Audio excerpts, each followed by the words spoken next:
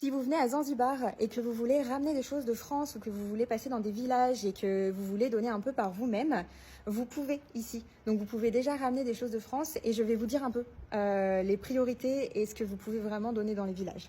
Ça, c'est vraiment mon point de vue personnel, mais c'est vrai que quand on va dans des villages, moi, je conseille toujours de donner ce que vous avez aux guides ou aux chefs de village, tout simplement parce que eux, en fait, ils ont l'autorité nécessaire de pouvoir un peu répartir ce que vous avez, toutes les personnes un peu du village, parce que c'est vrai que si on commence à donner par nous-mêmes, et ben finalement, il va y avoir pas mal de monde, en fait, qui vont venir jusqu'à vous, et c'est vrai qu'à un moment donné, ben, on n'a pas quantité illimitée, et on va devoir dire, bah non, j'ai plus, et c'est vrai que ce non peut provoquer des petits conflits dans le village ou peut provoquer des petits mécontentements. Donc voilà, ça c'est mon point de vue, de donner ce que vous avez au chef de village, même si vous êtes là, ou au guide qui est avec vous, comme ça lui il a l'autorité nécessaire de pouvoir après distribuer dans le village de manière totalement sereine en fait.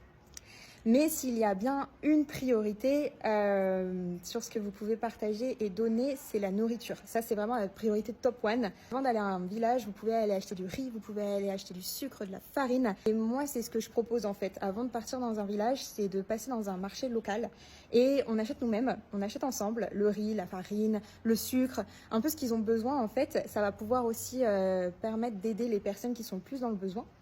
Et après, si vous souhaitez donner des choses ou ramener des choses de France parce que vous les utilisez plus, et c'est vrai que ça va plus servir ici finalement que à rester dans votre armoire en France, vous pouvez ramener des vêtements, vous pouvez ramener des affaires scolaires, vous pouvez ramener des jouets pour les enfants.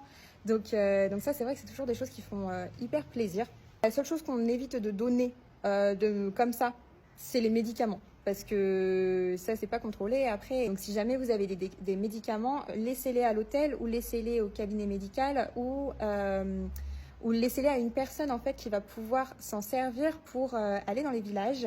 Par exemple, moi je connais une infirmière sur place qui se sert justement des médicaments laissés par les touristes pour aller dans les villages et aider en fait à soigner un peu la population locale de manière totalement gratuite. Donc les médicaments, oui, mais laissez-les à des personnes qui sont compétentes et qui sont dans le médical quand même.